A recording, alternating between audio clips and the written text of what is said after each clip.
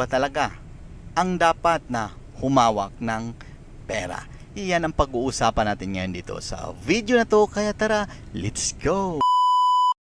Yo, what's up? Ako nga pala si Jeff Cinco, isang entrepreneur at isa ring bagwang content creator dito sa Davao del Sur. At ngayong araw na to mga boss, no, ay pag-uusapan natin kung sino nga ba ang under sa pamilya. Hindi, biro lang. Kung sino nga ba ang dapat humawak ng pera. Pero bago natin pag-usapan kung sino ang dapat, kung ang babae ba o ang lalaki, gusto ko lang ikwento sa inyo ang personal experience ko bilang may asawa at bilang isang negosyante. So, 2015 kami nag-asawa ng aking girlfriend dati. So, mga 9 years na pala mga boss, no, akong naging under. Ay naging may asawa. Yan. Oh. So, sa loob ng 9 years na yan, syempre, mag-ano pa kayo niyan kung sino ba talaga ang dapat. Pero sa experience namin, sa karanasan namin, noong mga panahong kasi na yan is may trabaho kami, isa. Yung asawa ko nagtatrabaho sa isang salon at ako naman nagtatrabaho sa isang hardware dito sa Davao. So, kanya-kanya kami noon. Pera niya, pera ko. Oh, ganun 'yon. Kung kita niya yon, yung kita ko is ako rin yung gagastos doon. Pero nung 2016 mga boss, no, ay lumipat kami dito sa Digos at nag-business na kami noon. Meron na kaming salon noon na naging bahagi kami ng isang salon. Naging part kami ng company. So ang nangyari doon mga boss ay lumaki na yung kita ng asawa ko bilang siya na yung may business eh. Meron na siyang income na malaki talaga. So nung una, nagtatrabaho pa ako hanggat sa tumigil na ako magtrabaho mga boss kasi lumaki na yung kita ng asawa ko at nakaya na naming mabayaran o matapalan yung expenses namin habang kahit siya lang yung magtatrabaho. So, yun ang nangyari sa loob ng matagal na. Mula noong 2016, 2017, start nung 2017, wala na akong trabaho hanggang 2020. Ngayon, hanggang 2024. So, 7 years na po akong palamunin. Hindi, walang trabaho mga boss, no? So, sino ba ang may hawak ng pera sa amin noon? Siyempre, hulaan nyo. Sige, wag na nga lang. Sige, sino nga ba ang may hawak ng pera? Ako,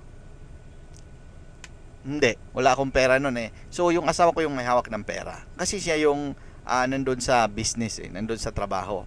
At ang ginawa ko noon mga boss, no, dahil wala akong pera nung mga panahon yan, wala rin akong trabaho, nag-start ako mag-business.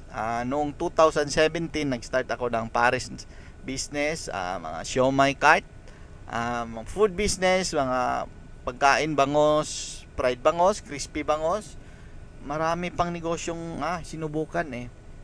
So hanggang sa ngayon mga boss, no, yung mga negosyo nating pinagtripan nalugi na yon, lugi na. So tigil na yung business ko. At noong 2021, sinara ko na lahat ng kalokohan kong negosyo at nag-focus kami ngayon sa salon business namin. So dito na yung main topic natin ngayon. Kung sino ba ang hawak ng pera, yung lalaki ba o yung babae? Yung babae bang matapang o yung lalaking under? Sino nga ba doon? So eto, mag-start tayo ng noong naging parte na ako kasi tumigil na yung ako sa pagnenegosyo, di ba? Wala na akong negosyo, so wala rin akong pera noon. So lagi kaming nag-iisip noon kung sino ang hawak ng pera. Sino ba talaga? Ang nakasanayan pala natin, no? Na yung lalaki yung may trabaho, tapos yung babae nasa bahay. Automatic yan. Yung babae may hawak ng pera niyan kasi bibigyan niya doon sa asawa niya, di ba, yung sahod niya. Ganon yung mga kadalasan lang, hindi naman lahat, pero yun yung mga karaniwang nangyayari. Pero sa experience namin kasi baliktad na boss, no, yung asawa ko yung may trabaho, may negosyo, ako yung walang trabaho, ako yung nasa bahay.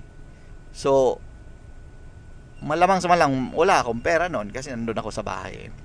So habang lumalaki na yung negosyo namin, ako na ngayon ang may hawak ng pera ng business namin.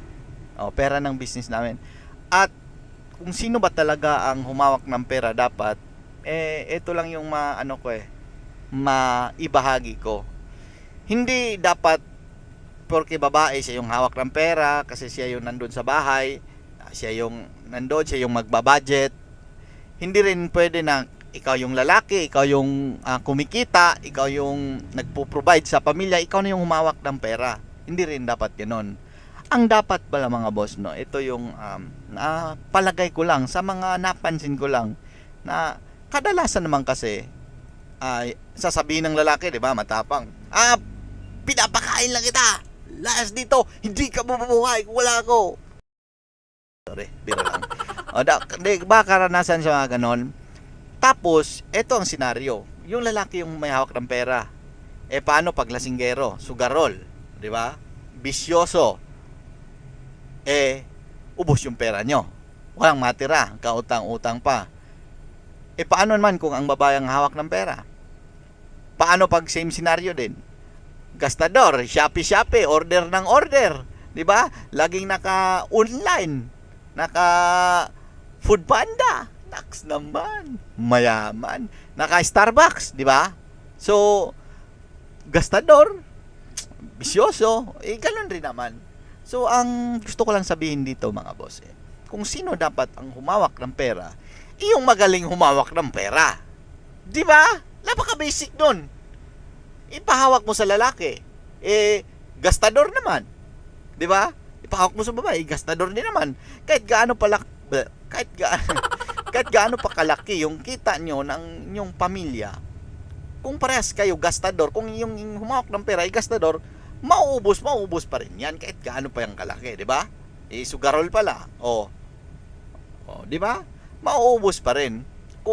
Kaya kung sino ang dapat tumawak, yung magaling humawak, magaling magpaikot ng pera, no? Hindi lang sa pag-ipon, magaling din magpaikot. So sino ang dapat, 'di ba? Yan yung mga idea ko lang na napansin ko kung sino ba talaga ang dapat. Ewan ko kung sa inyo, kung bahala kayo, buhay niyo naman yan 'di ba? So yan lang yung napapansin ko na dapat kung sino yung magaling humawak ng pera, siya yung tagahawak. Halimbawa naman, kung ikaw yung kumikita, yung lalaki kumikita, tapos yung asawa niya, sasabihin ng asawa, hindi, ako yung magbabudget dito kasi mga ganito, bibili natin. Maging transparent kayo, isulat nyo lahat ng mga gastusin, o ganito, ito yung budget. May karamihan naman na yung babae hindi binibigyan ng pera ng asawa niya, nung husband niya, hindi binibigyan siya ng pera kasi yung lalaki ayaw magbigay, di ba? Sasabihin na pinapakain lang kita dito, di ba? Basta ganang senaryo. Hindi naman nangyari sa amin yan. Huwag mong subukan. Biro lang. So ganun talaga mga boss, no? Kailangan nating malaman kung sino ang dapat humawak ng pera. Mag-usap kayo bilang pamilya, yung lalaki bilang babae, kung ikaw ba ang dapat tumawak, di ba? Or pwede rin sa loob ng 5 months o isang buwan, ikaw dapat tumawak, tapos tingnan natin kung anong mangyari, tapos sa next month, ikaw na naman ang humawak. Mag-usap kayo mga boss, no? Kasi eto lang, ang pamilya kasi, ito palagay ko, parang negosyo din to Parang negosyo din, di ba? Kailangan, partner kayo, asawa, babae, lalaki, mag-partner kayo sa buhay, no? Partner kayo, parang negosyo, may partner yan, may kasosyo yan, di ba? So dapat mag-usap tayo. Isa lang naman yung goal natin, di ba? Yung maangat, mapalaki yung pamilya, mabigyan ng magandang kinabukasan yung mga anak, mabigyan ng mga magagandang bagay, di ba? At least mapasaya yung makakain sa labas, yung mga personal na bagay, yung mga nakakatuwa din naman kasi mamasyal, di ba? Meron kang komportableng buhay, no? Masaya din ng ganon. So, pag-usapan ng pamilya kasi ang sino dapat humawak ng pera hindi pinag-aawayan, no? Pinag-uusapan yan, hindi yan kompetisyon, no? Na ikaw yung under, ako yung matapang, ako yung boss dito. Hindi ganon, no? Yung pera is dapat, yung pamilya is dapat isa lang yung tinatahak yung landas. Para to sa pamilya natin, ito yung gagawin natin. Ito ang dapat. So yan lang yung mga na-experience namin at sa awa ng Diyos mga boss, gumagana sa amin yan. Opo, totoo yan. Pinag-uusapan namin yan ng asawa ko. Kasi pag hindi sila nakinig sa akin, oh, yan, pinag-uusapan namin yan. No?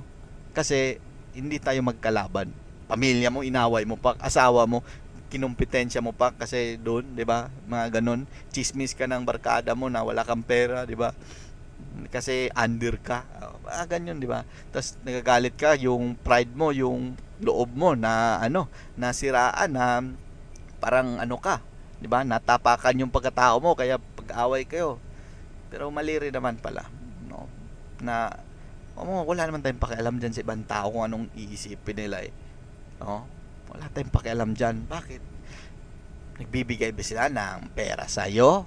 Ba't tayo magkikinig sa kanila? Ba't tayo maapekto sa sasabihin nila? Naniniwala kasi ako, mga boss, ang pamilya ay tulungan, mag-usap kayo, dapat isa yung goal nyo. Hindi kayo magkompetisyon. Hindi kayo kompetisyon, hindi kayo magkalaban, kundi kayo. Parang partner sa pamilya. Parang sosyo kayo para mapalaki ang mapaganda ang buhay ng buong pamilya, di ba? Ganun rin naman yung patutunguhan eh.